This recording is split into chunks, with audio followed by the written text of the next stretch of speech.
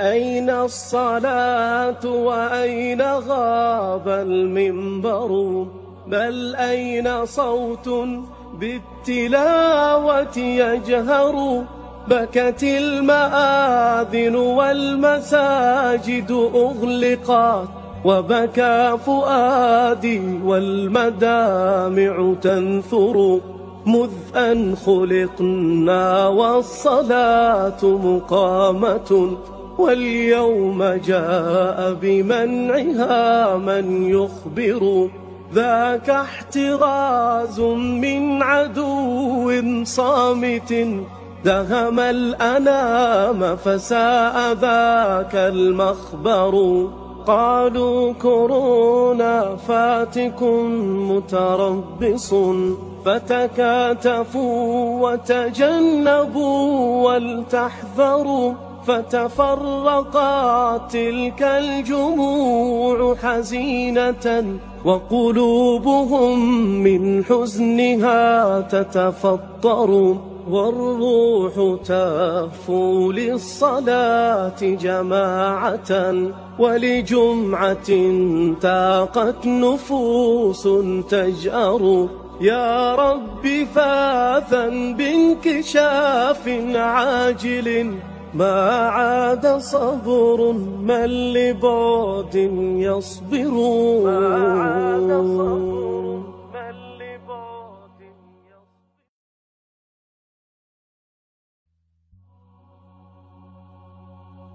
أين الصلاة وأين غاب المنبر؟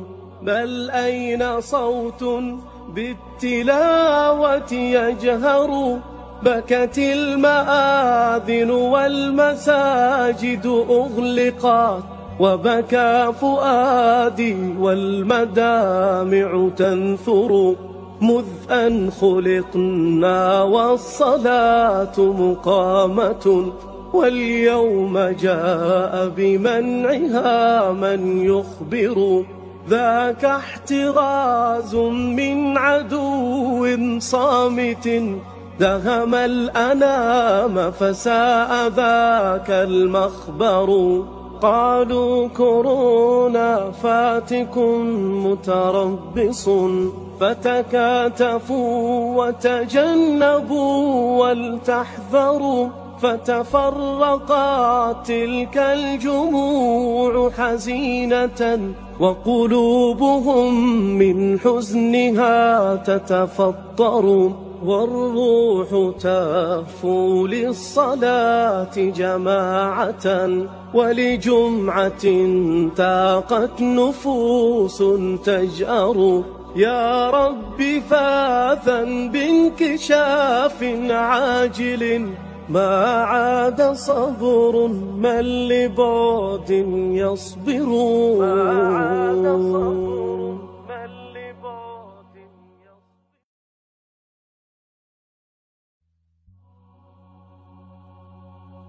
أين الصلاة وأين غاب المنبر؟ بل أين صوت بالتلاوة يجهر؟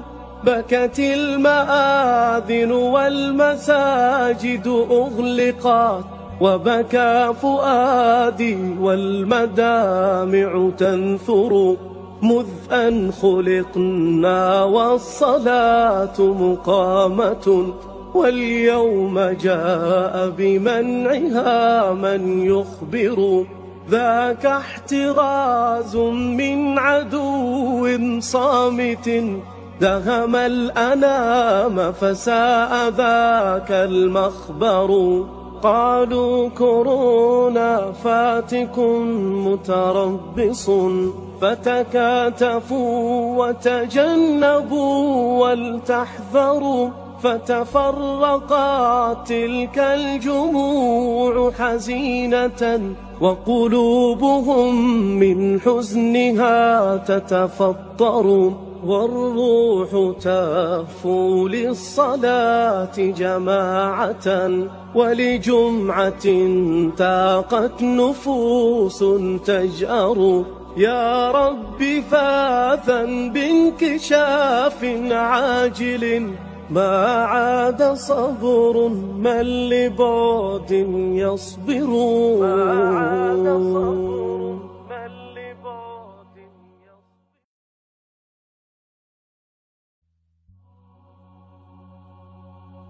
أين الصلاة وأين غاب المنبر بل أين صوت بالتلاوة يجهر بكت المآذن والمساجد أغلقت وبكى فؤادي والمدامع تنثر مذ أن خلقنا والصلاة مقامة واليوم جاء بمنعها من يخبر ذاك احتراز من عدو صامت دهم الأنام فساء ذاك المخبر قالوا كورونا فاتكم متربص فتكاتفوا وتجنبوا ولتحذروا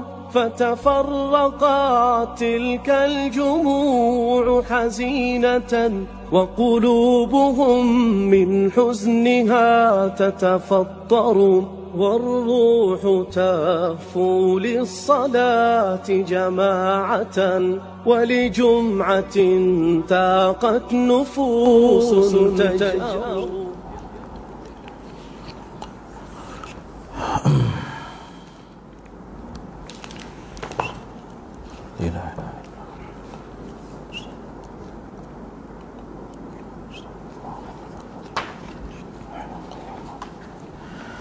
إلى حضرة النبي المصطفى رسول الله صلى الله عليه وسلم وآله الكرام وأصحاب العظام شأن الله لهم الفاتحة. أعوذ بالله من الشيطان الرجيم. بسم الله الرحمن الرحيم. الحمد لله رب العالمين الرحمن الرحيم مالك يوم الدين إياك نعبد وإياك نستعين اهدنا الصراط المستقيم صراط الذين أنعمت عليهم غير المغضوب عليهم ولا الضالين آمين. Assalamualaikum warahmatullahi wabarakatuh. Innal hamdalillah nahmaduhu wa nasta'inuhu wa nastahdihi wa nastaghfiruh wa natubu ilayhi wa natawakkalu alayhi wa na'udzu billahi min shururi anfusina wa sayyiati a'malina. Man yahdihillahu fahuwal muhtadi wa man yudlil falan tajida lahu waliyyan murshida. Asyhadu an la ilaha illallah wahdahu la syarika lah wa anna sayyidana Muhammadan 'abduhu wa rasuluh.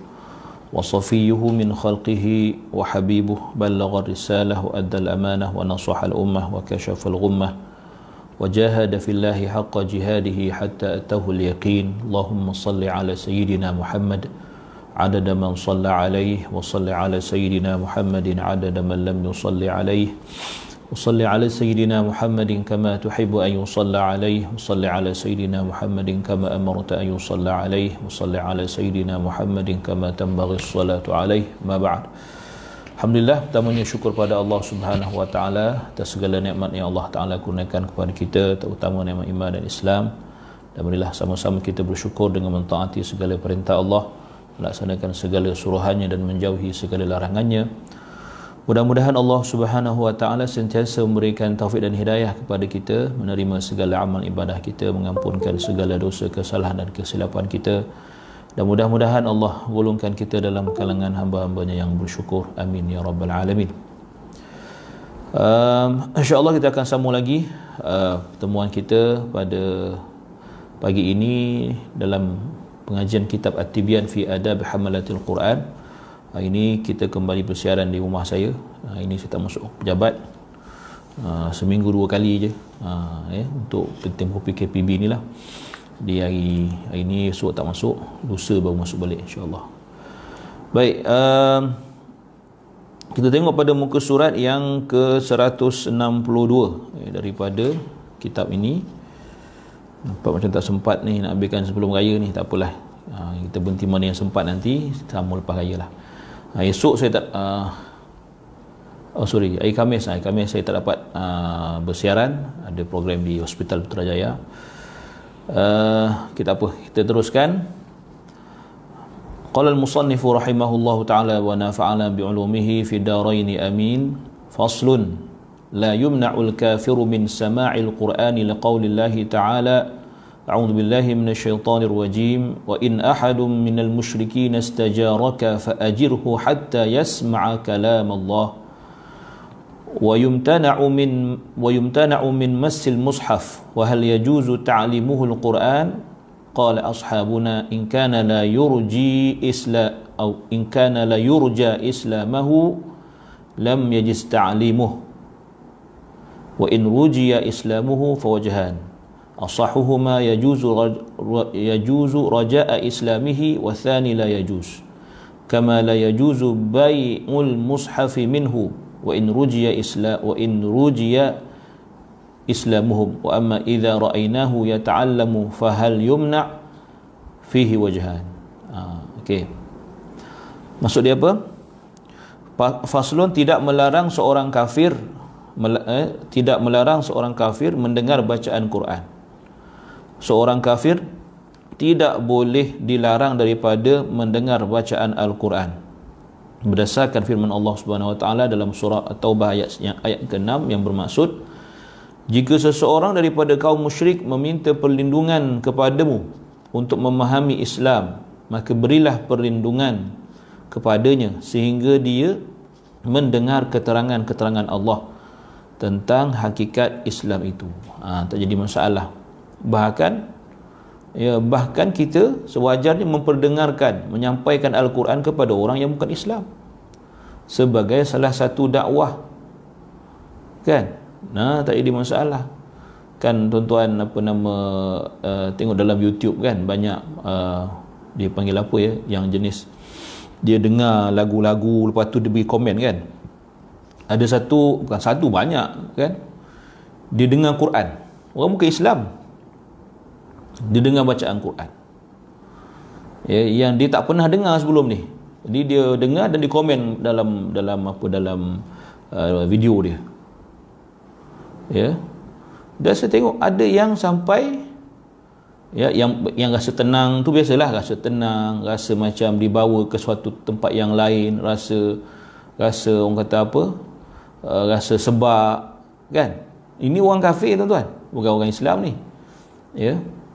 Dan ada yang menangis, ada yang menangis mendengar bacaan Al-Quran buat kali pertamanya. Ini kita tak boleh nak cakap apa, kan. Memang benda tu memang tidak jadi masalah pun, Dan sebab itu kita tahu Nabi sallallahu alaihi wasallam dan para sahabat membaca Al-Quran untuk didengari oleh orang bukan Islam. Biar mereka dengar apa dalam Quran. Sebab itu bila mereka dengar Quran, mereka tak tahan, maknanya mereka akan tertarik dengan Quran. Jadi bila semua orang tertarik bila dengar Quran, maka mereka kata sama mereka, waqala alladhina kafaru la tasma'u li hadzal qur'ani walghaw fihi la'allakum taghlibun. Berkata orang-orang yang kafir, jangan kamu dengar Quran ni, walghaw fihi, lalaikan dirimu daripada mendengarnya, daripada berhubung dengannya atau mendengarnya, apa sahaja. Jangan dengar, bila dengar habis. La'allakum taghlibun, dan dalil dia mudah-mudahan kamu berjaya mengalahkannya. Taghlib maknanya apa? Kamu menang. Mana kalau dengar kalah. Kalau dia dengar Quran, dia kalah orang Arab. Sebab apa? Terlalu indah Quran bila didengari. Petah lagi kalau dibaca dengan cara yang baik, dengan dengan penuh penghayatan dan sebagainya. So tak ada masalah kalau kita boleh berkongsi bacaan Al-Quran dengan kawan-kawan kita yang bukan Islam, dengarkan dia ceramah-ceramah tentang Al-Quran, tak ada masalah, kan. Dalam bahasa Inggeris pun ada, macam Nu'man Ali Khan, kan. Dalam bahasa Inggeris, mungkin orang Islam ni, kawan kita ni yang pandai bahasa Inggeris, kongsi video dengan dia, mana tahu banyak-banyak video tu dapat dihidayah, kan. La an yahdiyakallahu rajulan khairun laka min humurin ni'am, kan. Apabila maksudnya dengan Allah memberikan Sesungguhnya bila Allah memberikan hidayah kepadamu disebabkan kamu, Allah Ta'ala beri hidayah pada seseorang lelaki, nikmat itu lebih baik bagimu daripada unta merah, humurin na'am. Kan, unta merah ni kalau kita faham sekarang ni Rolls Royce lah, kan, kereta mahal-mahal lah, juta-juta punya. Jadi kalau seseorang itu dapat hidayah, asbab kita, kan, asbab kita, maka itu yang sebaik-baiknya, lebih baik daripada Rolls Royce. Jadi kalau kita nak, kalau katakan kita beri benda-benda tu pada kawan-kawan kita bukan Islam, tak ada masalah, kan? Tidak ada hukum kata haram ke apa ke, tak ada. Cuma dia kata di sini, tetapi dia dilarang memegang mushaf. Pegang mushaf tak boleh. Kalau tafsir, tafsir lain, itu bukan mushaf, itu tafsir, terjemahan contohnya. Adakah harus mengajarkan Al-Quran kepadanya? Boleh tak kita nak ajar dia Quran? Ulama mazhab kami mengatakan sekiranya dia ialah orang yang tidak diharapkan keislamannya, tak ada potensi nak masuk Islam, kan, tak ada potensi, maka tidak boleh mengajarkannya Al-Quran. Sekiranya keislamannya diharapkan, ada dua pandangan di sisi mereka, si ulama lah. Pertama, yang lebih tepat harus mengajarkan Quran kerana menaruh harapan pada keislamannya. Saya rasa lah, wallahu a'lam, mungkin saya salah. Ada tak kita buat satu program, kan, program Quran kepada non-Muslim, khusus untuk non-Muslim, supaya dia tahu apa ni Quran? Saya tak pernah dengar lagi, mungkin saya tak pernah dengar, mungkin saya silap, kan? Tolong betulkan. Kalau ada, tolong kongsi link tu, kan, maknanya untuk kita menarik mereka. Mungkin ramai yang nak tahu apa benda ada dalam Quran ni, apa benda. Jadi kita buat khusus, kita open untuk non-Muslim mengenal Al-Quran, bukan nak ajak baca, mengenal Al-Quran. Ada seorang kawan saya, sahabat saya, Ustaz, apa nama Ustaz tu ya, Ustaz Zakaria. Dia, kalau tuan-tuan tahu dia ni, boleh, jawapan daripada Muaz Zakwan kata boleh, saya dah terangkan benda ni. Kalau tak berwuduk pegang ayat Quran, tetapi ada tafsir tu banyak lagi daripada ayat Quran, boleh. Saya dah jawab dah dalam siri-siri sebelum ni. Apa namanya tadi, okey, program untuk, kan, orang yang kita harapkan, maksudnya dia nak kenal Islam, dia nak tahu apa isi kandungan Quran, kan, kita jemput dia, buat program mengenal Al-Quran untuk non-Muslim. Jadi mana kita tahu, kan? Ada seorang kawan saya, dia buat kaedah haraki. Kalau sesiapa kenal Ustaz Zakaria, dia bos, dia yang menginovasikan kaedah haraki ni. Baca Quran ada tangan-tangan semua, adalah dia punya cara-cara dia ni guru dulu, kan, pensyarah. Dia buat satu bentuk inovasi lah dalam pengajaran Al-Quran, mengajar Quran dengan kaedah haraki. Saya bukan saya disuruh kempen ni, tak ada, saya cerita dia ni. Apa yang saya dapati, dia pernah test kaedah dia ni, test kaedah haraki ni pada pelajar-pelajar yang bukan Islam, yang bukan Muslim.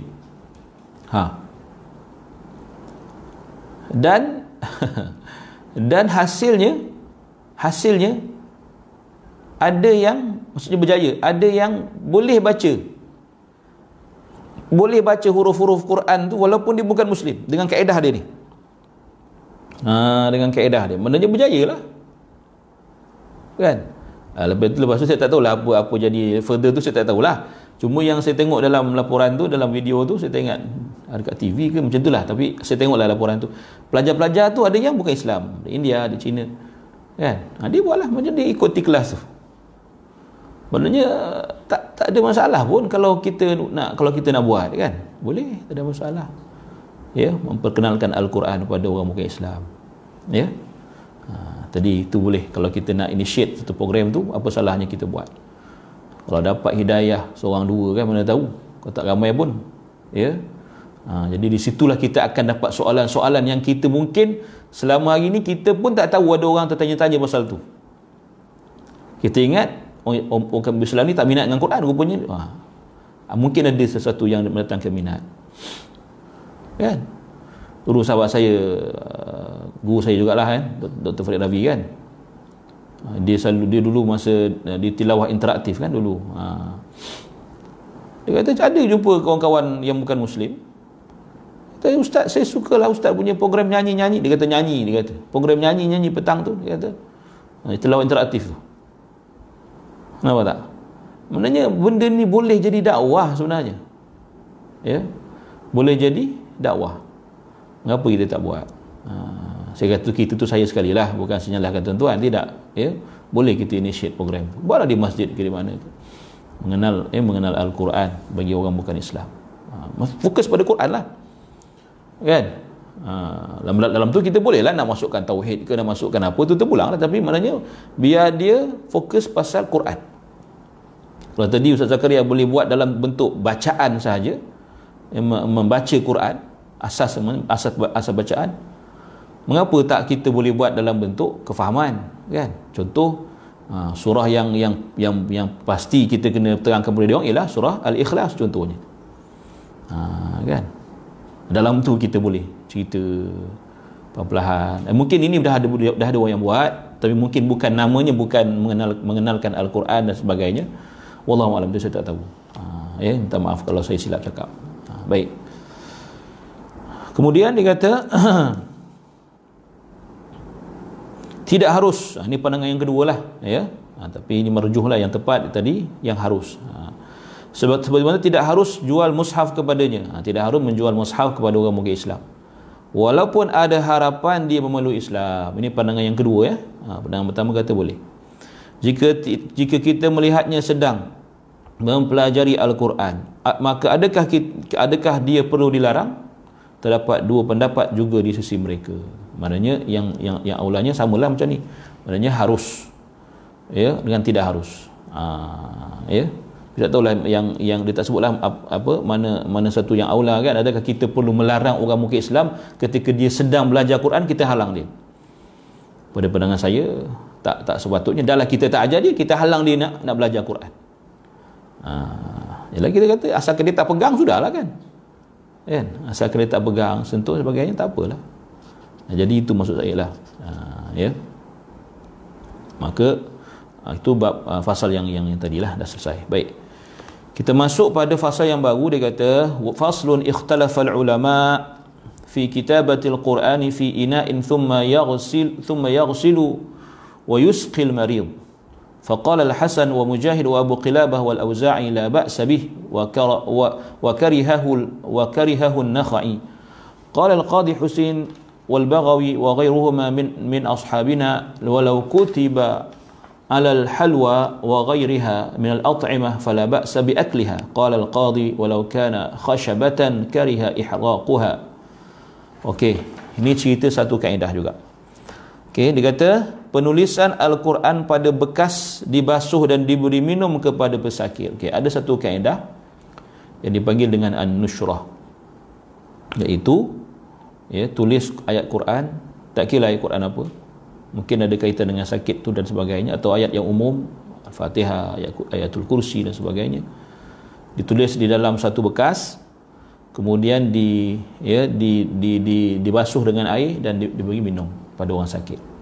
Okay, macam ni dia kata ulama berbeza pendapat tentang penulisan Al-Quran pada bekas kemudian dibasuh dan diberi minum kepada pesakit. Al-Hasanul Basri, Mujahid, Abu Qilabah dan Al-Auza'i berkata tiada masalah berbuat demikian, akan tetapi An-Nakhai memakruhkannya. Tak ada masalah untuk kaedah An-Nushrah ni, boleh. Ya, dan saya ada dalam buku Tuan Guru Ustaz Arudin ada cerita bab ni. Dia ada dua. An-Nushrah ni merujuk, dia satu istilah tapi merujuk kepada dua kaedah. An-Nushrah yang tulisan menulis yang menulis atas tak kira pinggan putih ke bekas apa-apa tulis, lepas tu padam dengan air, diberi minum pada pesakit, itu juga An-Nushrah. Ada satu lagi An-Nushrah berdasarkan hadis juga, tetapi yang ini yang dilarang. An-Nushrah ni kaedah merawat sihir. Kaedah merawat sihir yang tidak dibenarkan. Ya, itu juga an-nushrah. Maka yang ini bukan cerita an-nushrah yang dilarang tu, ini yang dibenarkan. Itu tak apa tak ada masalah. Al-Qadi Husain Al-Baghawi, seorang ulama lain daripada kalangan mazhab kami, berkata, sekiranya seseorang menulis Al-Quran di atas manisan, tulis Quran atas manisan, halwa kan, kita halwa ni kuih-kuih lah, kuih-kuih manis, dan makanan yang lain tulis atas makanan, ya, maka maka tiada masalah untuk memakannya, boleh makan. Al-Qadi berkata, jika ia ditulis di atas kayu, makruh membakarnya, makruh, seolah-olah kita bakar tulisan Quran tu. Tapi kalau kita makanan, tulis atas makanan untuk makan, ini kaedah lah, kaedah rawatan, ya, dan tidak jadi masalah kalau ada orang yang buat. Dulu memang ada pun kan orang buat kaedah tulis atas pinggan putih, lalu dialirkan dengan air, tak tahu air zam-zam ke air apa ke kan dulu kan, kita air musafah dipanggil dulu kan, tulisan pinggan putih. Cuma saya tak nak cerita lah apa isu lepas tu kan.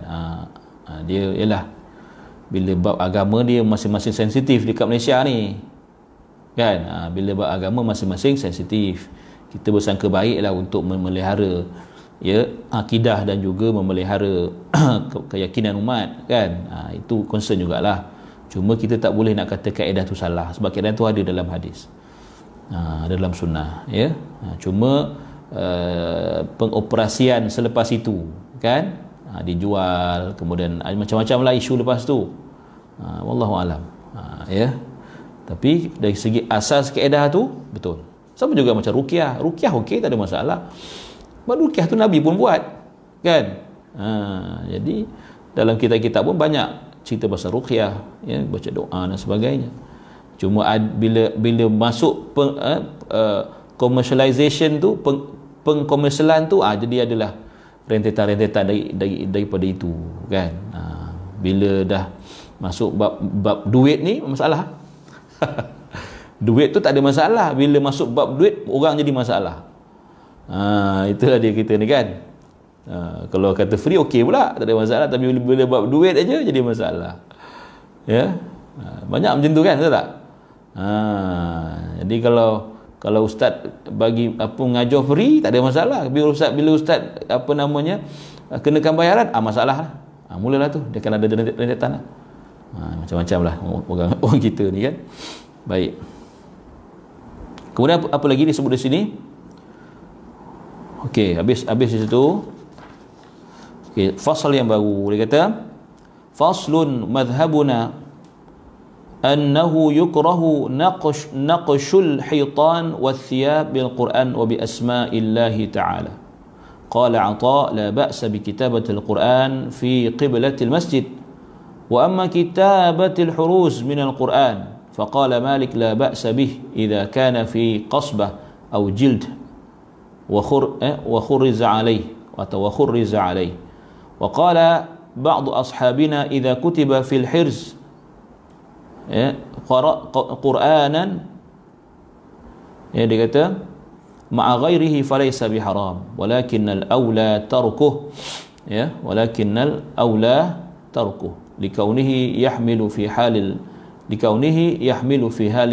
حال الحدث. وإذا كتب يصان بما قاله الإمام مالك رحمه الله وبهذا أفتى الشيخ أبو عمرو بن الصلاح رحمه الله. Ini tentang apa? Tentang mengukir ayat Quran, ya, mengukir ayat Al-Quran dan nama-nama Allah pada dinding dan kain. Macam kita lah kan, tulis kat dinding, atas kain, okay? Atas kain, macam mana? Menurut mazhab kami makruh mengukir ayat Quran dan nama-nama Allah Ta'ala pada dinding dan kain. Atha berkata, tiada masalah menulis ayat Quran pada kiblat masjid. Ya? Jadi ada khilaf di situ. Masjid kita banyak tulis ayat Quran kan, bukan dekat mihrab tu je, kat kiblat tu je, tu masjid kan.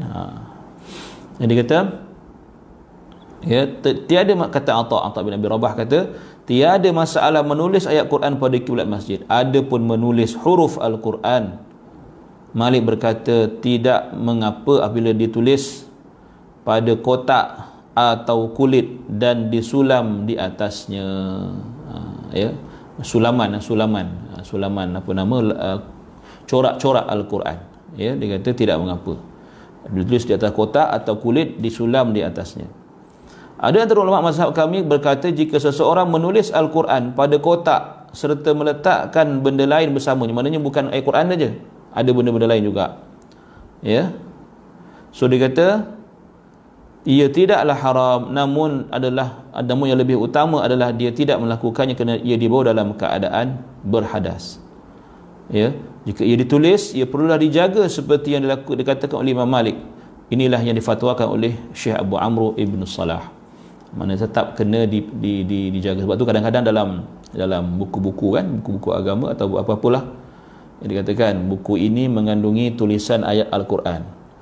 Kan? Untuk peringatanlah kepada orang yang bawa dia. Kan, jangan campak dan jangan dibuang dan sebagainya. Sebab itu kita kena ihtiram, kena hormat kepada ayat Quran, apatah lagi kepada mushaf. Itu cara itu. Baik. Kemudian faslun fin nafathi ma'al Qur'ani lirruqyah. Ni cerita ruqyah ni. Ya. Dia kata rawa Ibnu Abi Dawud an Abi Juhaifah Abu Juhaifah as-sahabi radhiyallahu anhu wasmuhu Wahb ibn Abdullah wa qila ghairu dhalik wa an al-Hasan al-Basri wa Ibrahim an-Nakhai annahum karihu dhalik wal mukhtar anna dhalika ghairu makruh bal huwa sunnatun mustahabbah. Ya, disebut di sini Ibnu Abi Daud meriwayatkan daripada Abu Juhaifah, seorang sahabat radhiyallahu anhu, namanya ialah Wahab bin Abdullah. Ada pandangan mengatakan selain itu, mana nama dia lah, ada nama kata nama dia lain. Daripada Al-Hasan Al-Basri dan Ibrahim An-Nakhai bahawa mereka memakruhkannya. Mana makruh ruqyah ni? Ya.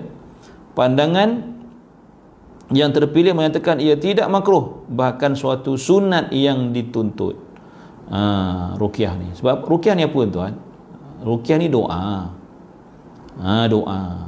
Doa, tapi doa yang khusus untuk memohon kesembuhan daripada penyakit. Itu ruqyah. Kalau orang tanya ruqyah itu apa? Doa apa? Doa untuk kesembuhan penyakit. Itu je. Kan doa kan ada banyak kan.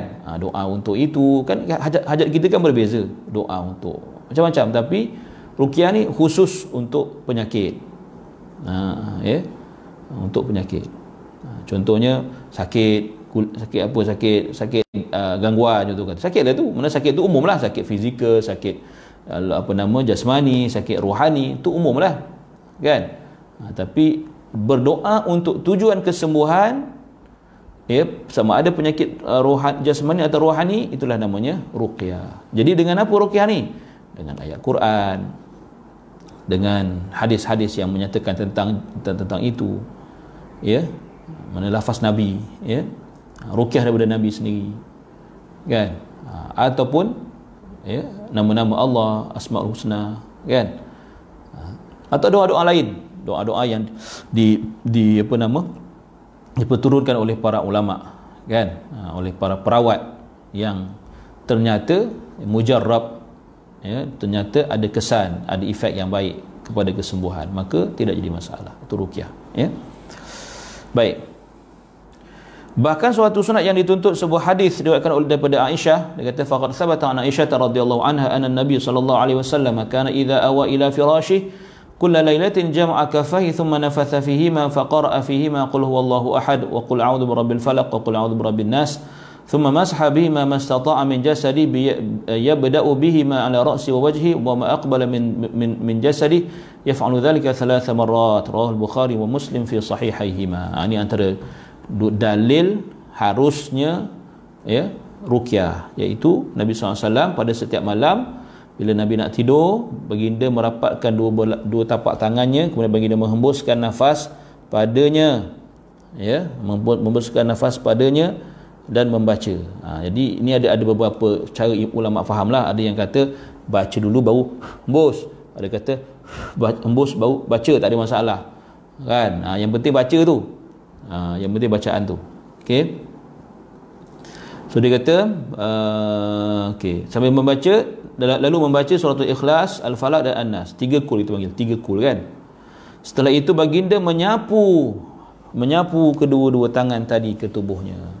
Bermula daripada kepala, muka yang mampu disentuh. Wa aqbala yang belah bahagian depan. Kan. Jadi Nabi buat 3 kali. Jadi ini semua adalah sunnah. Kan? Doa tu sunnah, 3 kul tu sunnah, sapu tu sunnah. Sebab tu kita pegang, kita sapu pada tempat sakit.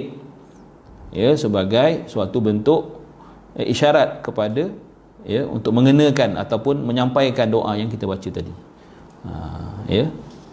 So dia kata di sini, wa min riwayatin fi sahihaini ziyadatun ala hadha fa fi ba'dha qalat Aisyah radhiyallahu anha falamma ishtaka kana ya'muruni an af'ala dhalika bih. Dia kata hadis ini diriwayatkan oleh terdapat tambahan ke atas hadis ini dalam riwayat-riwayat lain selain dalam as-sahihain. Sebahagiannya menyatakan Aisyah berkata, ya, artinya ketika baginda mengadu sakit, baginda memerintahkan aku untuk berbuat seperti itu pada dirinya. Ini makna apa? Bila Nabi pernah, bukan Nabi sakit kan, Nabi ketika sakit, Nabi minta Aisyah ruqyahkan baginda. Itu pernah berlaku, itu maksud dia. Dalam satu riwayat lagi, riwayat yang lain, dia kata wa fi ba'dihha kana an-nabiy sallallahu alaihi wasallam yanfuthu ala nafsihi fil marad alladhi mata fihi bil muawwidzat. Nanti Nabi SAW meniup dirinya dengan muawwizat, mana 3 kul tadi, ketika ataupun al-muawwizat ni 3 kul tadi ketika sakit dan yang berakhir dengan kewafatannya. Nabi pun ruqyahkan diri dia sendiri. Buat kaedah itu juga. Aisyah berkata wa fi ba'dihha kana idza ishtaka yaqra'u ala nafsi bil muawwidzat wa yanfuth. Ni kata baca dulu baru embus. Tadi yang tadi tu embus baru baca kan. So yang ni yang kata baca dia baru embus. Aisyah berkata artinya ketika baginda sedang berat, maknanya falam masytakat, tengah sakitlah ya. Aku meniup aku meniup jap. Oh betul. Oh tertinggal, maaf tertinggal ayatnya, hadis yang kedua tu. Ya, sebelum dia qalat Aisyah radhiyallahu anha falamma thaqula kuntu anfuthu alaihi bihinna wa amsahu biyadi nafsihi li barakatiha. Ini yang nak terjemah ni. Maknanya Aisyah berkata, ya, ketika baginda sedang berat, thaqul maknanya tengah sakit berat, aku meniup baginda dengan al-muawwidzat. Ya. Maksudnya Aisyah buat benda sama pada Nabi, serta aku menyapu dirinya dengan tangan. Aisyah ambil tangan Nabi, Aisyah sapu dekat tubuh Nabi, ya, baginda sendiri dengan sebab berkat yang ada padanya. Maknanya nak ambil berkat tangan tu, tangan Nabi sendiri, bukan tangan Aisyah, begitu. Kan? Itu boleh. Macam kita, saya duk perhati almarhum Tuan Guru Ustaz Harudin kan. Kadang macam contoh, orang tu diruqyah, orang tu dia suruh orang tu angkat tangan. Ini saya selalu tengoklah dulu masa saya temankan beliau kan. Dia angkat tangan, jadi dia duduk depan orang tu, dia baca sama-sama, lepas tu dia tiup dekat tangan orang tu. Dia tiup kan. Jadi dia tolak tangan tu, sapu sendiri. Maksudnya orang tu akan sapu banyak dia. Gitu. Mana itu sunnah. Ya, yang pernah dibuat oleh Aisyah kepada Nabi SAW. Dia boleh. Tak ada masalah. Kan?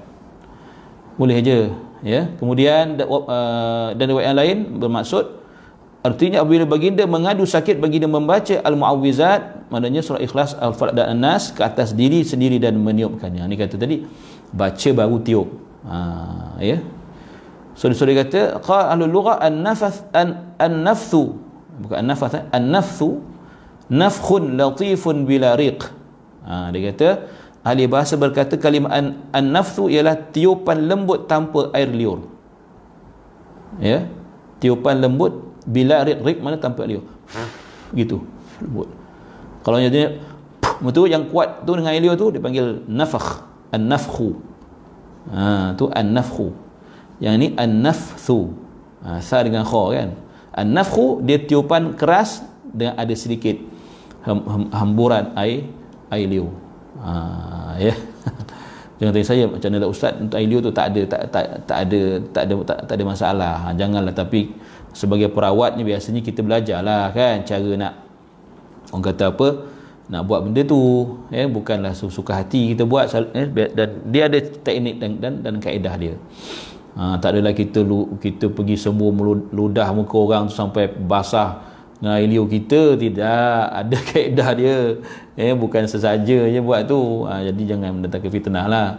Sebab tu kita perawat ni kena sentiasa gosok gigi, pastikan, maksud saya tu mulut kita bersih kan. Jadi bila kita baca ruqyah tu kita tiup ke orang, tak adalah bau durian kan, bau petai, bau jering. Kena jagalah kebersihan mulut tu. Dulu saya ingat masa almarhum tuan guru kan, kalau makan ada durian masa dia tengah merawat, dia tak makan.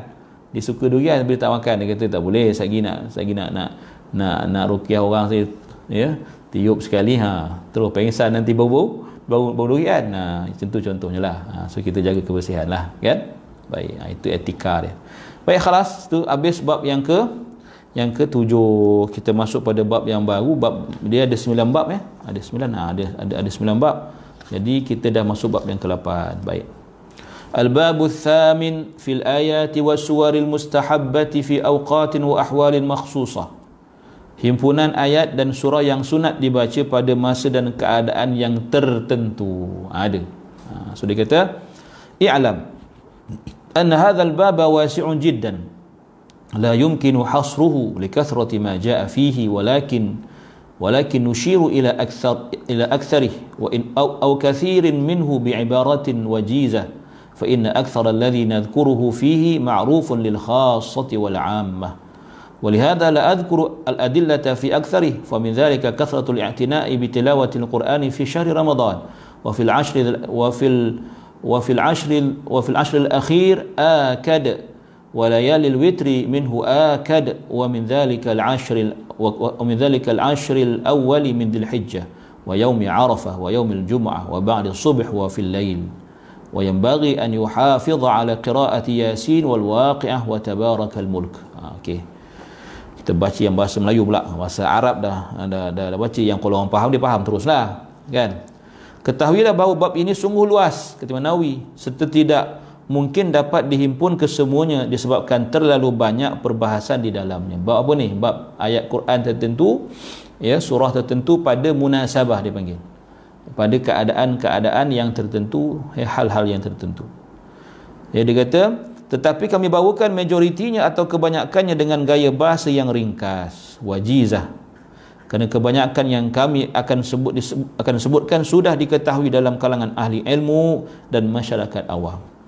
Sebab itulah aku tidak sebutkan dalil pada kebanyakan kandungannya. Antara ketetapannya ialah sunat memberi lebih perhatian terhadap bacaan Al-Quran dalam bulan Ramadan. Itu yang kita sedang buat.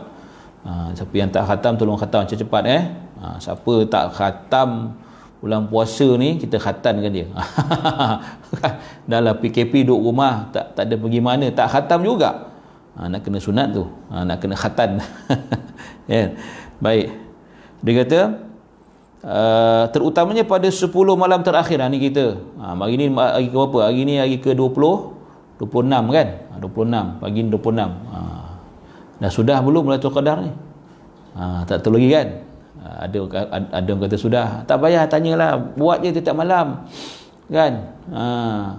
Apa pasal, kalau tanya pula apa pasal ustaz kata malam Lailatul Qadar? Sebab saya bangun malam tu. Kalau dia kata bukan, sebab saya tak bangun malam tu. Macam tu pula. Janganlah macam tu kan. Serta sangat dituntut pada malam-malam yang ganjil kan. 10 hari terawal bulan Zulhijjah. Dia istimewa bulan Ramadan dan 10 akhir kan. Tapi bulan Zulhijjah 10 awal. Tu dia. Dia kata hari Arafah, hari Jumaat selepas solat subuh dan pada waktu malam, seseorang hendaklah sentiasa melazimi bacaan surah Yasin, Al-Waqi'ah dan Al-Mulk pada waktu malam. Dia kata Kemudian dia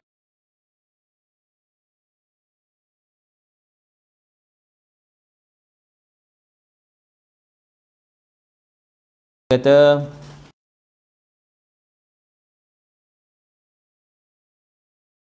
ولا يفعل ما يفعله كثير من أئمة المساجد من الاقتصار على آيات من كل واحدة منهما مع تمطيط القراءة بل ينبغي أن يقرأهما بكمالهما ويدرج قراءته مع الترتيل ataupun ويدرج قراءته مع ترتيل idraj dipanggil. Okey, apa maksud dia? Disunatkan bagi seseorang membaca surah As-Sajdah secara lengkap selepas suratul Fatihah dalam rakaat pertama solat subuh pada hari Jumaat. Boleh. Kalau saya buat tetap boleh Ustaz? Boleh, tak ada masalah. Kan ada juga setengah imam, malah surah Sajdah lagi ke? Jangan kita cakap macam tu kan. Buat je. Tapi kalau kita niat untuk beri kefahaman kepada jemaah yang itu bukan wajib, boleh juga sesekali kita baca surah lain. Nanti ada yang tanya, "Mam, apa tak bisa sejadah?" Tanya balik, wajib ke? Supaya dia tahu ini bukan wajib. Tak, kalau niat macam tu tak apalah. Kan? Tapi jangan sebab kita malas. Ya, jangan jadikan malas sebagai alasan. Buat je, kan? Baik. Pada Jumaat dan surah Al-Insan secara lengkap dalam rakaat yang kedua. Pertama rakaat pertama surah Sajdah komplit, dan yang kedua komplit juga surah Al-Insan. Jangan dia menuruti perbuatan kebanyakan imam masjid, hanya membaca beberapa ayat daripada setiap satunya. Rupanya perangai ni zaman Nawawi pun ada juga. Dah ada zaman dulu lagi rupanya. Yang saya cakap tu kan. Potong tiga apa semua tu kan. Ada dah. Ya. Setiap satunya serta sengaja memanjang-manjangkan bacaan. Maknanya tarik-tarik lah kan. Akan tetapi dia hendaklah membaca kedua-duanya secara lengkap dan memastikannya dibaca secara tartil. Dia Quran ni tuan-tuan. Kalau kita baca ikut tajwid, makharijul huruf, sifat huruf kita jaga, ya, tempat waqaf ibtidak kita jaga, dia akan jadi sedap walaupun tak berapa ada taranum. Tak berapa ada berlagu sangat, tapi teratur baca. Kan? Ni kawan-kawan saya ada dalam ni, Sarus Jidali pun ada kan. Almarhum Syekh Abdul Rauf Az-Zahran yang mengajar kami masa kami di Mahat Hafiz di Pusat Islam dulu. Kan, dia memang dia kalau baca situlah luruh lah, dia tak ada lagu-lagu. Tapi bacaan dia best. Kita dengar bila jadi imam dia baca tu kita rasa best. Walaupun tak ada lagu. Sebab apa? Tu. Kan? Dia baca biasa je. Sikit lagu sikit-sikit dah, tak adalah lagu beria jadi misyari ke jadi apa sudes ke, tak ada, biasa je dia baca. Tapi kita rasa puas dengan bacaan dia. Ya, sebab apa? Dia jaga tajwid kan, jaga kata apa? Maratibul qiraah tu dia jaga, tidak bercampur-campur, kejap laju, kejap perlahan, tak ada. Cantik aja bacaan. Itulah. Dan dia akan automatik menarik perhatian kita sebenarnya. Kita rasa nak dengar, kita rasa seronok kan. Insya-Allah tabarakallah. Tu dia.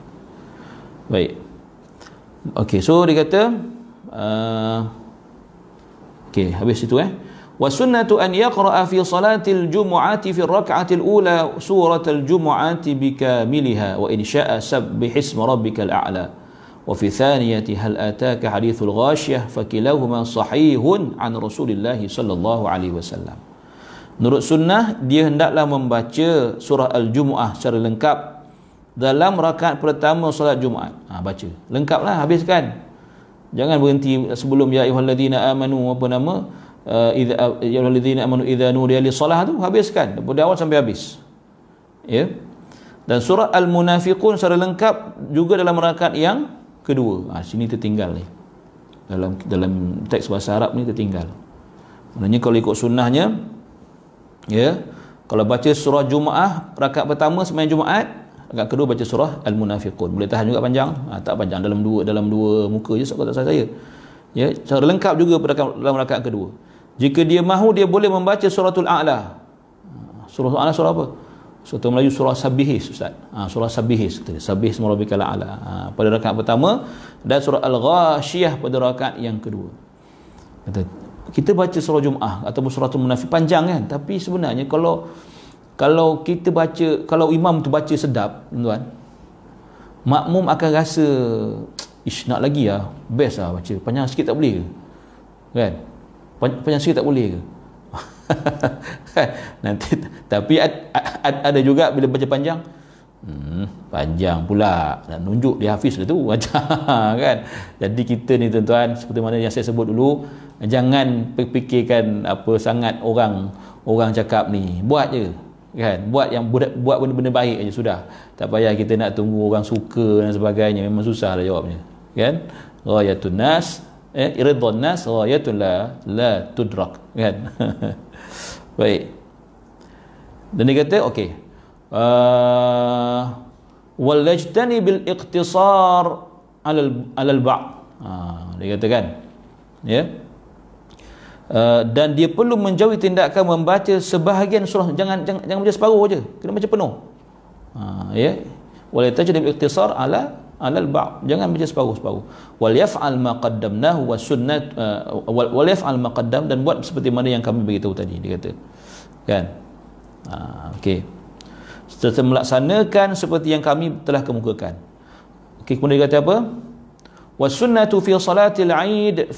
Ni sembahyang raya tu, sembahyang raya tinggal berapa hari ni? Macam dah praktis ke belum? Kan, dah praktis ke belum jadi imam, jadi apa nama khatib dengan imam ni? Betul kan? Takbir 7 kali, 5 kali. Kira sekali ke tak sikit? Ini jangan kata kita yang baru nak jadi imam interim apa nama raya ni tuan. Yang dah lama jadi imam pun kadang-kadang silap, terlupa. Kan? Dia bagi taklimat sebelum sembahyang tu. Assalamualaikum warahmatullahi wabarakatuh. Pada semua Jumaat kita akan mengerjakan solat sunat hari raya selepas ini. Jadi sedikit taklimat daripada saya. Kan? Rakaat pertama kita akan takbiratul ihram, lepas itu ya saya akan bertakbir sebanyak 7 kali dan tuan-tuan ikut saya. Antaranya bacalah subhanallah walhamdulillah wala ilaha illallah akbar. Okeylah, beri taklimat. Dia naik jadi imam, Allahu akbar. Ya, dia naik ni. Ini kisah benar tuan. Allahu akbar. Lepas tu bismillahirrahmanirrahim, terus baca bismillah, baca Fatihah. Tengah-tengah baca Fatihah dia teringat dia tak takbir 7 kali seperti yang dia sendiri taklimatkan. Ini kisah benar ya. Jadi dia dah panik. So dia baca Fatihah, dia baca surah. Habis baca Fatihah, habis baca surah, Allahu akbar. Tuan-tuan ingat Allahu akbar yang ni rukuk ke apa? Rupa-rupanya dia nak buat takbir 7 kali tu lepas baca surah. Akibatnya apa? Orang habis berterabur lah, habis jemaah berterabur. Ada yang ikut dia, ada yang ialah dia takbir, orang lain rukuk. Yang jauh-jauh, kalau masjid tu besar, yang ujung-ujung tu memang yang perempuan lagi lah confirm rukuk semua. Dah hara ya, mat sembahyang raya tu. Jadi masing-masing buat sendiri-sendiri, dah tak jadi berjemaah lah. Yang dekat-dekat dia jadi sebenarnya yang 7 kali, rakaat pertama 5 kali takbir itu sunat. Kalau kita dah terlepas, tak payah dah. Nanti tunggulah rakaat kedua kita buatlah pula. Kan? Ya, tak payah nak cemas. Tadi dah benda dah nak jadi kan. Dia datang rasa cemas tu. Sebab dia yang bagi taklimat tadi. Kan? Dia yang lupa. Jadi alhamdulillah pejabat agama negeri pun ada buat kan, khutbah dah siap dah. Tuan-tuan berbaca je khutbah untuk di rumah tu. Untuk Jakir punya ada sikit hari ni keluar insya-Allah. Tata cara solat Jumaat pada. Tata cara solat hari raya di rumah dan juga termasuklah khutbah. Itu habis ringkas satu khutbah tu, jangan risau. Ukur rukun je. 5-6 minit siap 2 khutbah, 5-6 minit siap 2 khutbah tu. Jangan buat satu, buat 2. Perlu ada tongkat ke? Tak payah pakai tongkat. Jangan ambil pula ril langsir tu kan. Dia ambil buat jadi tongkat. Lepas tu ambil buat apa jadi mimbar. Tak payah. Tak perlu, kita bangun berdiri je. Kalau eloknya ada kursi. Ada kursi sebab apa? Sunat kita duduk kan antara dua khutbah tu. Jadi lepas khutbah pertama duduk kejap. Tak ada kursi pun duduk ada atas cushion ke, atas apa ke, atas tempat duduk lah. Itu khutbah kedua. Boleh. Tak ada masalah. Ya. Jadi selamat menyampaikan khutbah saya ucapkan. Buatlah live ke apa ke, apa video ke kan, dapat kita kongsi sama-sama. Ya, khutbah raya challenge. Ya. Dia yang suka challenge ni budak-budak Instagramnya, kita orang tua ni tak main Instagram. Kan? Biar main Instagram budak muda tuan. Ya. Dulu masa tak ada Instagram budak main Facebook, sekarang ni dah ada Instagram, budak muda ni main IG. Saya ada IG tapi saya kurang sikit lah IG ni. Sebab dia banyak gambar-gambar kan, saya tak apa suka gambar-gambar ni. Ya. Jadi masing-masing lah. Jadi kita buatlah apa yang patut tuan kan. Baik. Jangan tak sembahyang raya pula. Rugi kan? Setahun sekali 2 kali je. Buat di rumah. Tapi nanti besok bila dah tak ada PKP, ada sembahyang raya, nantilah raya haji, jangan pula aku sembahyang raya kat rumah. Boleh, tak ada masalah, tapi afdalnya dekat masjid lah. Kan, mentang-mentang lah masing-masing dah terlatih jadi imam ataupun khatib terlatih. Jadi masing-masing dah action kan, buat kat rumah semua sudah. Ya. Baik. Kemudian dia kata mana pula tadi cerita panjang pula begini. Dia kata wa sunnatu fi salatil aid fi rak'atil ula surah qaf wa fi thaniyati surah iqtarabatis sa'ah suratul qamar bikamiliha wa in syaa sabbaha wa hal ataka fakilahuma sahihun an Rasulillah sallallahu alaihi wasallam wal yajtani bil iqtisara 'ala al ba'd. Apa dia kata? Okey. Menurut sunnah lagi, jika dia hendaklah membaca surah Qaf dalam rakaat pertama solat hari raya dan surah Al-Qamar dalam rakaat kedua. Panjang dua-dua, gabung dua-dua ni panjang juga ni. Kedua-duanya dibaca secara lengkap. Surah Al-Qamar tu ada juga susah sikit lah. Kan? Walaqad yassarna al-Qur'ana lidzikri fahal min muddakir. Kalau silap-silap kan memang tak sampai ujung jawabnya. Kan? Ya. Jika mahu dia boleh membaca suratul A'la dan surah Al-Ghasyiyah pun juga boleh. Sembahyang raya rakaat pertama baca Al-A'la, sabbihisma rabbikal a'la, rakaat kedua baca hal ataka hadithul Ghasyiyah. Dua-dua ni okey, pendeklah. Sesuailah untuk orang awam, bagi yang dah hafal pun dah tahu, dah hafal kan. Allah kalau tahu boleh baca surah ni, aku baca surah ni. Ustaz kata baca apa-apa je. Kan? Kan kita kena beritahu. Ya, kena beritahu, okey. Sunat baca surah Al-A'la. Sunat baca surah Al-Ghasyiyah. Okey, dia punya stroke dia atau surah-surah yang dihafal. Kan? Baik. Okey. Kedua-duanya sahih daripada Rasulullah sallallahu alaihi wasallam dan dia perlu menjauhi tindakan membaca sebahagian surah saja. Jangan baca separuh, tak habis.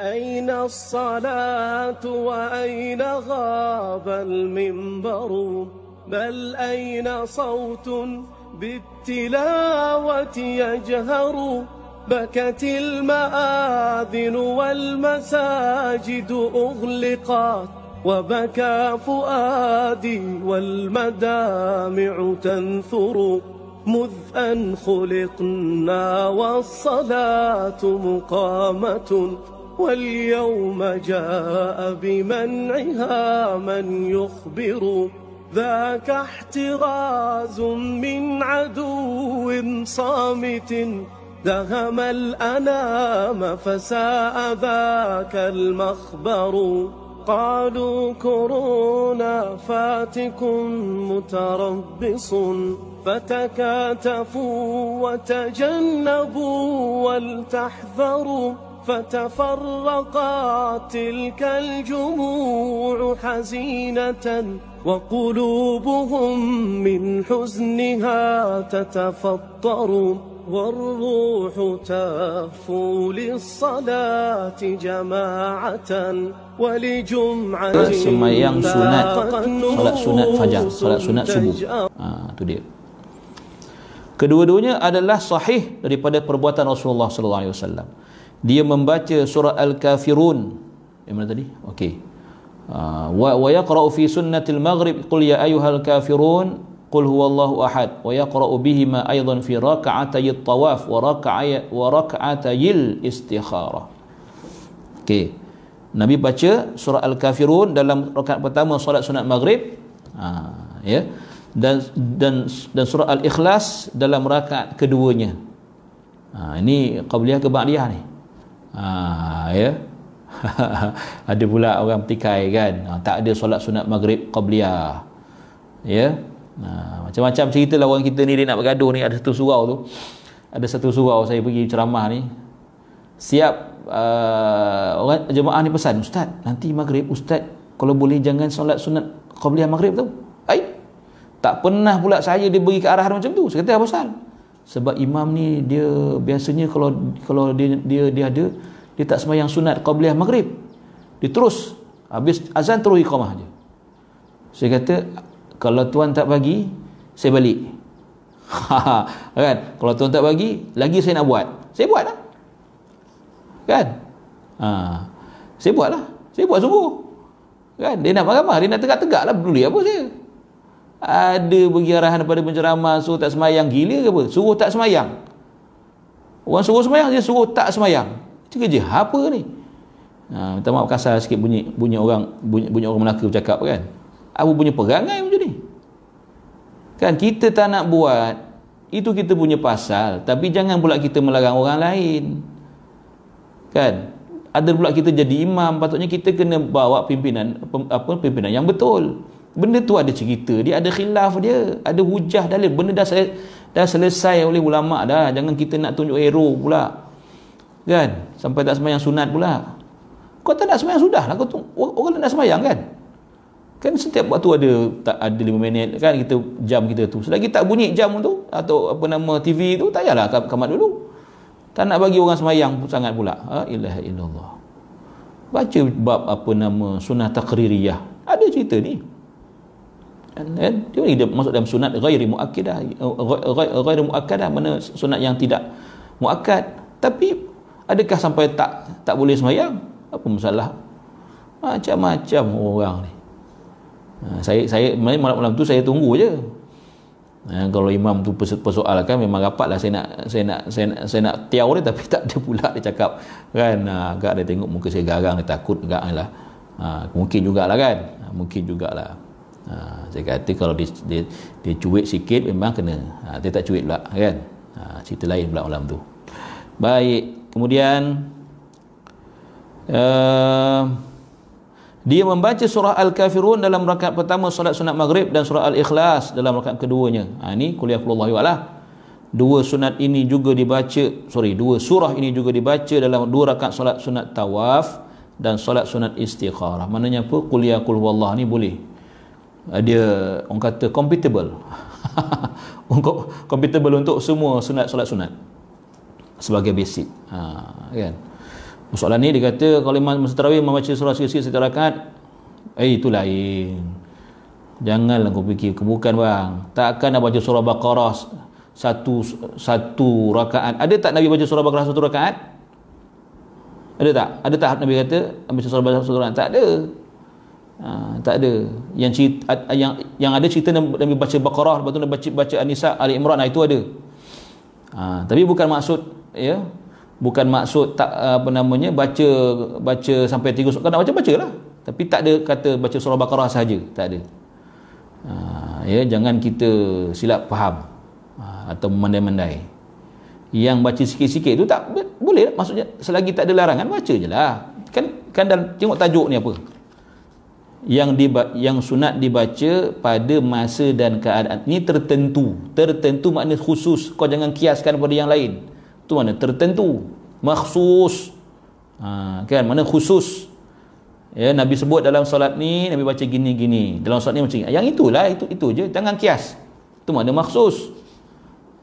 Ini bukan marah ni. Beritahu je.